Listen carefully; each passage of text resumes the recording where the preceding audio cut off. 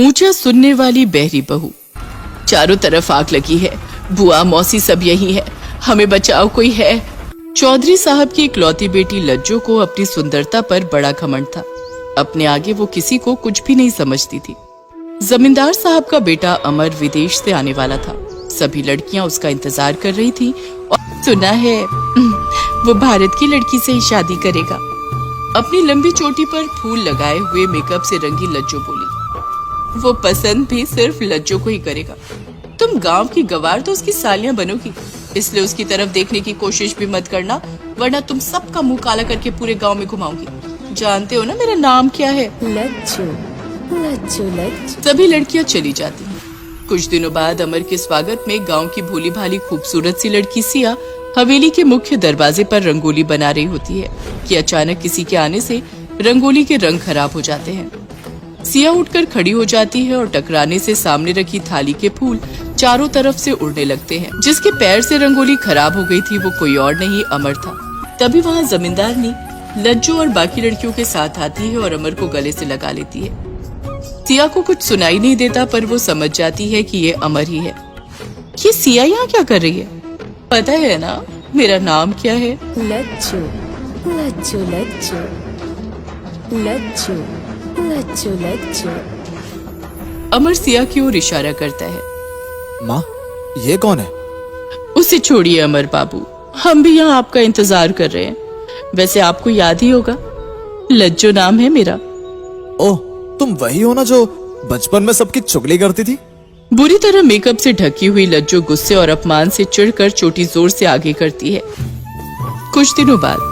माँ, मैं गांव के अनाथालय में जा रहा हूँ, कुछ दान करके आता हूँ, गांव भी घूम लूंगा। बेटा तुझे जो करना है कर, बस जल्दी से एक अच्छी सी लड़की ढूंढ ले। वैसे गांव में लज्जो से सुंदर कोई नहीं। अगर तुमने अपनी पसंद नहीं बताई तो मैं लज्जो से तुम्हारा ब्याह कर दूंगी। अमर गांव में जा रहा होता है तो उसे लज्जो मिलती है। अमर को देखकर वो जोर से चोटी हिलाती है। लज्जो लज्जो लज्जो। अमर बाबू कहाँ जा रहे हैं? मुझे बताइए, मैं ले चलती हूँ। ये तो अच्छा हुआ तुम मिल गई, मुझे अनाथ आश्रम तक जाना था। लज्जो जोर से मुस्कुराते हुए अपनी चोटी हिलाती है। तो चलिए आपको अभी ले चलती हूँ। पूरे दिन गांव में समय कैसे बीतता है? अमर बाबू, गांव में बहुत काम होता है। मुझे तो सजने संवरने से फुर्सत नहीं मिलती। लोग कहते हैं कि मैं गांव की सबसे सुंदर लड़की हूँ। अमर उसकी बात पर ध्यान नहीं देता। जब वो अनाथ आश्रम पहुँचते हैं तो अमर ये देखकर हैरान हो जाता है कि सिया अनाथ बच्चों के साथ खेल रही होती है। अमर को सिया की तरफ देखते देख लज्जो जल जाती है। सिया को देख रहे हैं? अभी कमाल दिखाती हूँ। मेरा नाम पता है ना क्या है? लज्जो लज्जो लज्जो। लज्जो लज्जो। लज्जो सिया को जानबूझकर पुकारती है। सिया, ए सिया, अमर बाबू आए हैं, आकर नमस्ते तो कर। सिया चुपचाप बच्चों के साथ खेलती रहती है, उसे सुनाई नहीं देता। जाने दीजिए, बड़ी घमंडी है, सुनकर अनसुना कर रही है। चलिए घर चलते हैं। अमर को बहुत बुरा लगता है। सिया के इस व्यवहार का पता लगाने वो फिर से अनाथ आश्रम जाता है और सिया से मिलता है। सिया, क्या तुम मुझे पसंद नहीं करती? कल तुम मुझसे मिलने नहीं आई। मैं सीधी बात करना पसंद करता हूँ। मुझे तुम बहुत अच्छी लगती हो और मैं तुमसे शादी करना चाहता हूँ। सिया उसको इशारों में समझाती है कि उसे कुछ भी सुनाई नहीं दे रहा है और वो जन्म से बहरी है। इशारों इशारों में सिया उसे समझाने की कोशिश करती है कि गांव में लज्जो से ज्यादा अच्छी लड़की उसको नहीं मिलेगी। उसकी इस सच्चाई पर अमर बहुत खुश होता है और निर्णय कर लेता है कि वो शादी करेगा तो बस सिया से। उसे पहली नजर में सिया से प्यार हो गया था। वो अपनी माँ से कहता है, मैं अपने लिए जैसा जीवन साथी चाहता हूँ वैसी सिर्फ सिया है। मैंने उसकी अंतरात्मा की दयालुता को देखा है। मैंने देखा है कि वो हर माहौल में अपने आप को एडजस्ट कर सकती है। पागल तो नहीं हो क्या है? पता है ना वो जन्म से बहरी है, सुन नहीं सकती। अगर हमारे रिश्तेदारों को पता चल गया तो बिरादरी में नाक कट जाएगी। किसी को कुछ पता नहीं चलेगा माँ। आजकल ऐसी मशीनें भी आती हैं जिन्हें कान में लगा लो तो सामान्य इंसान की तरह सुन सकता है। अमर के आश्वासन देने पर सिया की मंगनी कर दी जाती है। इस बहरी ने मेरे अमर पर क्या जादू कर दिया। जिसकी बीवी मुझे बनना था उसकी बीवी ये बन गई। लेकिन मैं भी चुप बैठने वाली नहीं। रिश्तेदारों के सामने जब तक इसकी इज्जत ना उतरवाई तब तक चैन से नहीं बैठूंगी। पता है ना मेरा नाम क्या है? लज्जो लज्जो लज्जो लज्जो। और वो जोर से अपनी चोटी आगे करके चली जाती है। मंगनी के समय अमर सिया को सुनने की मशीन देता है। सिया उसे कान में लगा लेती है। उसे सब कुछ सुनाई देने लगता है। वो अमर के रिश्तेदारों से बात करती है। उसके सुंदर स्वभाव के कारण सभी उसे पसंद करने लगते हैं। तो ये बात है, लेकिन अभी भी तीर कमान से छूटा नहीं है। अभी तो बस मंगनी हुई है। देखती हूँ मेरे अमर से शादी कैसे करती है। शादी वाले दिन इसकी कान की मशीन ही गायब कर दूंगी। सबको पता चल जाएगा ये बहरी है। पता है ना मेरा नाम क्या है? लज्जू लज्जू लज्जू लज्जू लज्जू लज्जू। शादी के दिन लज्जू बहाने से सिया की कान की मशीन निकालकर वापस चली जाती है। अचानक पंडाल में आग लग जाती है। सभी लोग खुद को बचाने के लिए भागने लगते हैं। सिया भी घबरा जाती है। तभी उसे लज्जू दिखाई पड़ती है। मुझे बहुत डर लग रहा है लज्जू, मुझे यहाँ से बाहर ले चल। तुझे शर्म नहीं आती बहरी?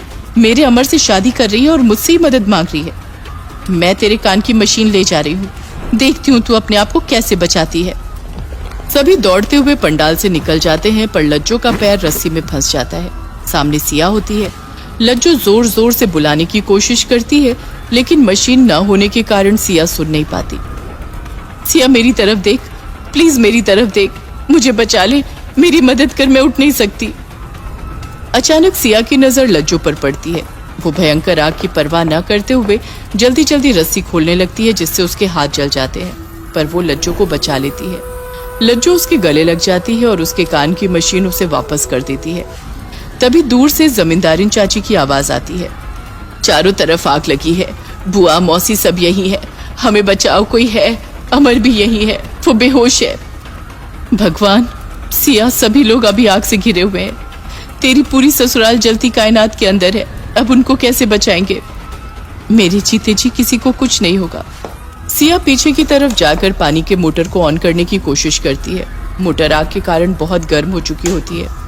फिर भी सिया अपने पहले से जले हाथों के और जलने की परवाह न करते हुए मोटर को ऑन कर देती है और बड़े से पाइप से कनात के ऊपर पानी डालने लगती है, जिसके कारण कनात की आग बुझ जाती है और सभी लोग वहां से बाहर निकल आते हैं।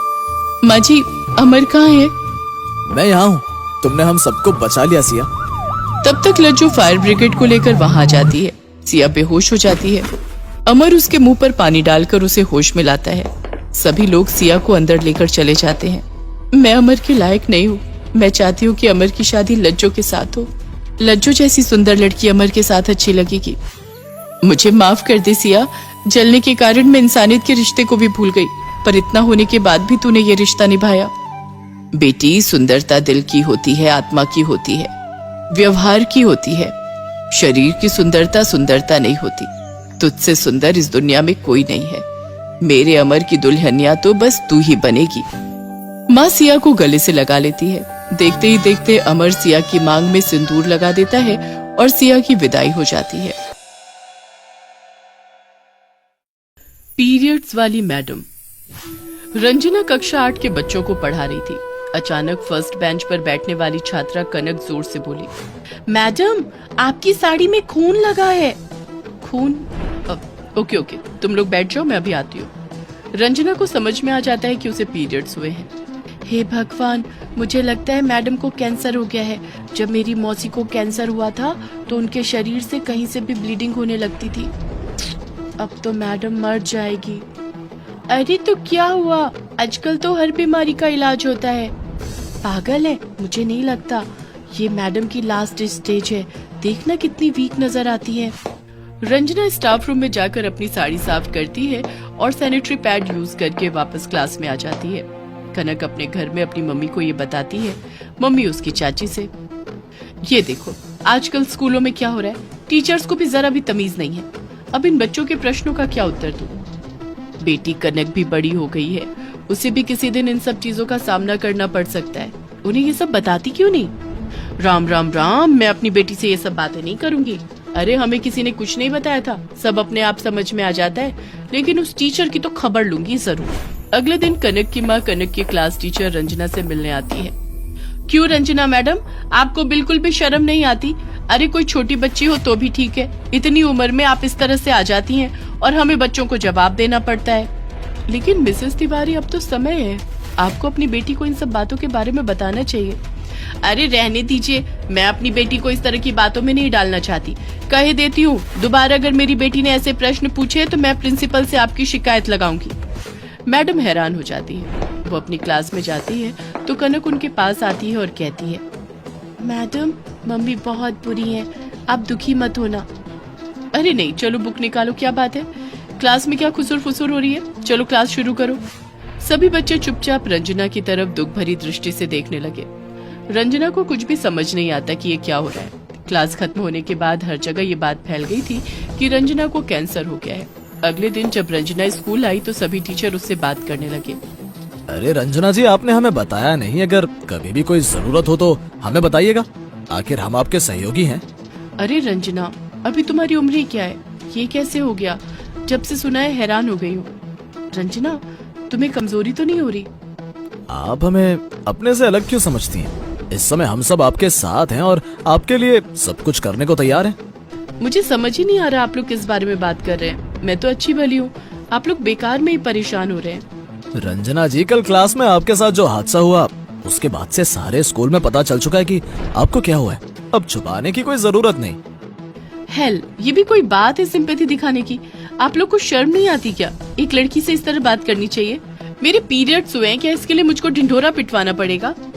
सब लोग अपनी क्लास में चले जाते हैं। रंजना अपनी क्लास में जाती है तो सभी बच्चे बिल्कुल शांति से चुपचाप बैठकर अपना काम करते हैं। कोई भी रचना को परेशान नहीं करता। ये सब हो क्या रहा है? बस पीरियड्स ही तो हुए हैं, ये लोग ऐसा बिहेव कर रहे हैं जैसे मुझे न जाने क्या हो गया है। कनक को बुलाती हूँ, वही बताएगी। कनक, जरा इधर आना बेटा। Yes madam. अरे अरे अरे, तुम रो क्यों रही हो? क्या हुआ, बताओ ना। तुम्हारी तबीयत खराब है? नहीं मैम, मुझे पता चल चुका है, सबको पता चल चुका है कि आपको कैंसर हो गया है। क्या?